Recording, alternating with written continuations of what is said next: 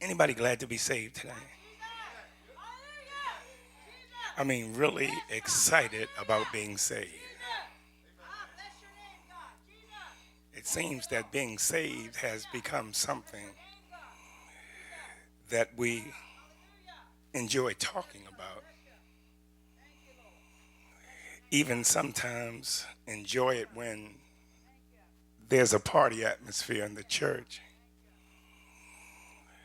But have you noticed that there are a lot of things today that used to be a part of salvation that have been dismissed? A lot of things that haven't been kept, a lot of things that haven't been maintained. We come in and it seems almost that we want the world and the church to be synonymous. That the fun things I did in the world, I want to do them in the church. Doesn't it seem a lot different now? It seems that now we have gotten this doctrine in the world that tells us that we are always saved, once saved, that we truly do feel like everything we do is okay. But it's time for somebody to understand that what Jesus did, he came and changed your positional salvation. In other words, you were a sinner and he made you a son. Positionally, you are a son of God. But now your condition is up to you. Have you ever noticed you can have more than one child and they're not even alike? Same mother, same father, but wow, look like it's the child from outer space. Because his cross was for my position. My cross is for my condition. And because nobody wants to carry a cross any longer, we're people of God in sinful conditions. You start talking about living right now, people look in your face and laugh at you. What is that? But Jesus gave us everything we need for life and godliness. What kind of sense would it make to take you out of sin to prepare you to sin? Anybody know how to swim in here? Anybody any good at it? How much of that did you learn on land? You can have a mean stroke on land and get in water and can't do a thing. And you can fool yourself, because I'm going to tell you what, on land, I'm serious, man. Never tire. Know how to breathe just right. But when you get in water, if you don't know what you're doing, all that land stuff won't even matter, will it? So if you are given righteousness, but never swim in righteousness, you always swim in sin, can you swim at all?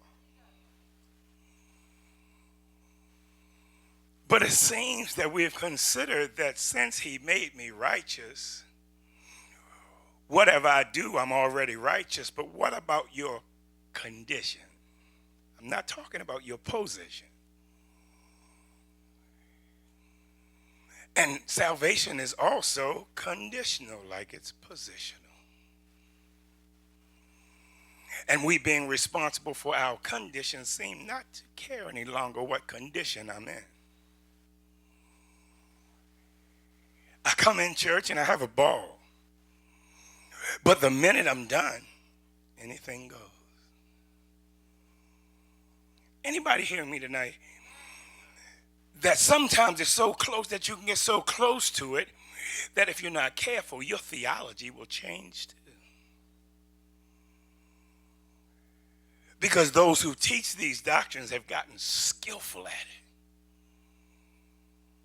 Because while we're watching TV, they're studying. While we're playing and having fun, they're going in the books to find a way to prove themselves right.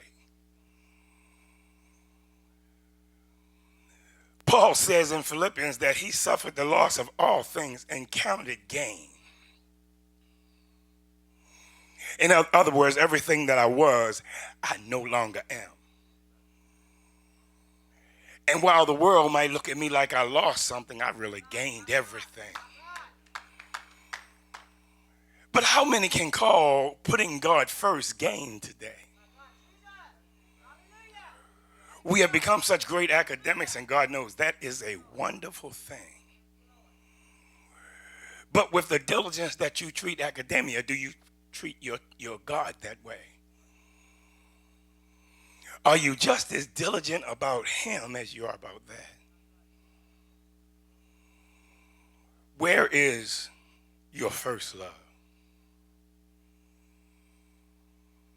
You know, it's bad enough, hard enough having more than one love, period.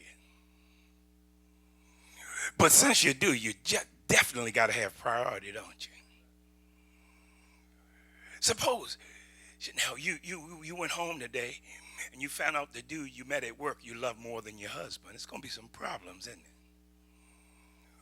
You might maintain for a while, but after a while, that heart's going to draw you away. What has drawn us away from God? What has become so important that now I'll do it instead of doing this?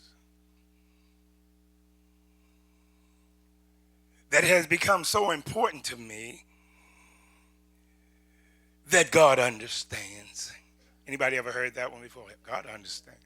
I believe he understands everything. I don't think he agrees. But so much now that God has given us, imagine giving us all things that pertain to life and godliness. Went as far as to say, I would that thou would prosper and be in health, even as thy soul prospers. In other words, if I'm growing in him, then I can handle more blessings. Have you ever wondered why you didn't get too blessed?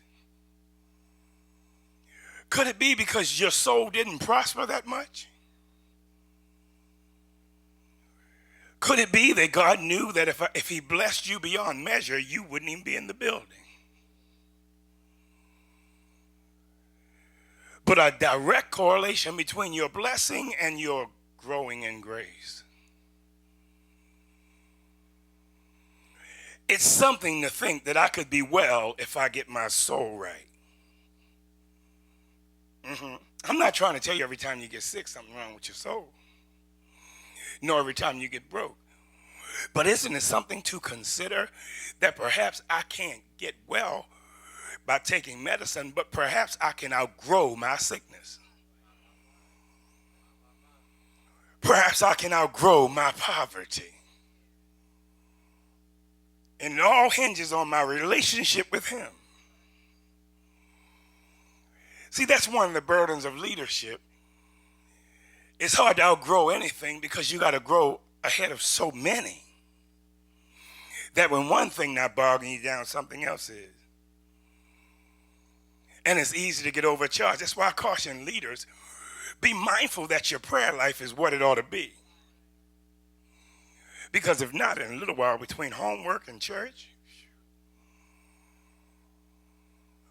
if you're not careful, you'll be going through the motions.